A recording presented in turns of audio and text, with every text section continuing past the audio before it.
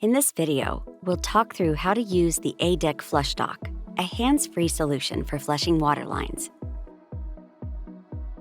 Begin by removing any handpieces, motors, or other attachments from the positions you're going to flush. Next, insert the syringes into the top of the flush dock. They'll begin flushing immediately once inserted.